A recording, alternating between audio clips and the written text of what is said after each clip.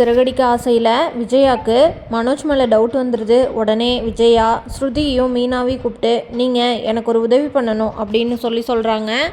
அதுக்கு ஸ்ருதியும் மீனாவும் நாங்கள் என்ன பண்ணணும் உங்களுக்கு அப்படின்னு கேட்குறாங்க.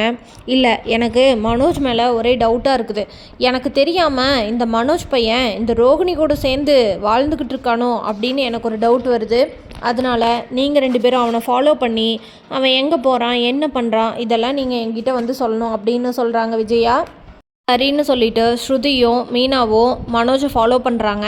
2 பேரும் ஸ்கூட்டியில் போகிறப்ப மீனா ஸ்ருதி கிட்ட சொல்கிறாங்க, எனக்கு மனோஜ் ரோகிணி கிட்ட பேசுகிற மாதிரி எனக்கு சந்தேகம் இல்லை ஸ்ருதி, உனக்கு என்ன தோணுது அப்படின்னு கேட்குறாங்க. அதுக்கு ஸ்ருதி, எனக்கும் அப்படி இல்லைங்க, ஆனால் என்னன்னு தெரியல, ஆண்டி வேற இப்படி சொல்கிறாங்களே அப்படின்னு சொல்கிறாங்க. மீனாவும் ஸ்ருதியும் மனோஜை ஃபாலோ பண்ணி போகும்போது மனோஜ் தேவிகா ஆண்டியை நின்று பார்த்துட்ருக்கிறத பார்க்குறாங்க.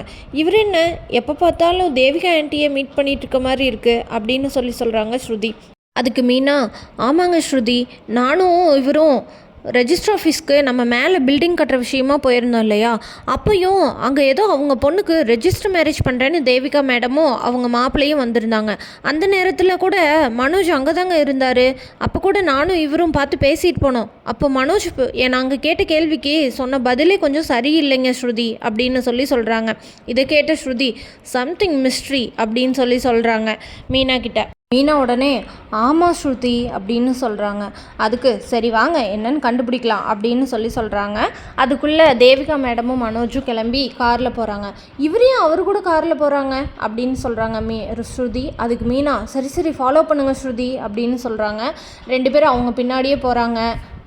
அதுக்கு நடுவில் தேவிகா மேடம் மனோஜ் கிட்ட, மாப்பிள்ளை நான் நினச்ச மாதிரி ரெஜிஸ்ட்ரேஷனில் நல்லபடியாக முடிஞ்சுது. இன்றைக்கி நைட்டே உங்களுக்கும் கனகாக்கும் சாந்தி முகூர்த்தத்துக்கான வேலையெல்லாம் நான் ரெடி பண்ணி வைக்கிறேன். நீங்கள் இன்றைக்கி நைட்டு கண்டிப்பாக இங்கே வந்துடணும் அப்படின்னு சொல்கிறாங்க. அதுக்கு மனோஜ், ஆண்டி கொஞ்சம் நேரம் வெயிட் பண்ணுங்கள் அப்படின்னு சொல்கிறாங்க. மாப்பிள்ளை ரொம்ப நாள் வெயிட் பண்ண வேண்டாம், அது நடக்க வேண்டிய நேரத்தில் நல்லபடியாக நடக்கணும். நான் ஜோசியர்கிட்ட பேசிட்டேன், இன்றைக்கி ரொம்ப நல்ல நாளாமா, இன்றைக்கி நடந்தால் தான் எல்லாம் ரொம்ப சுபமாக முடியுமா. அதனால தான் சொல்கிறேன், என் பொண்ணு உங்கள் கூட நல்ல முறையாக வாழணும்ல. என் பொண்ணும் இந்த சாந்தி முகூர்த்தம் முடிஞ்சுட்டா எல்லா பொண்ணுங்களை மாதிரியும் உங்கள் கூட சந்தோஷமாக வாழுவா அப்படின்னு சொல்லியிருக்காங்க. அதனால தான் நான் இந்த ஏற்பாடு பண்ணியிருக்கேன். இது முடிஞ்ச உடனே கொடைக்கானலில் என் பேரில் இருக்க 2-3 ப்ராப்பர்ட்டியை நம்ம போய் நேரில் போய் விசிட் பண்ணிவிட்டு அதை ஃபுல்லாக உங்கள் பேரில் மாற்றுறதுக்கான ப்ரொசீஜர்லாம் நான் பண்ண சொல்லியிருக்கேன்.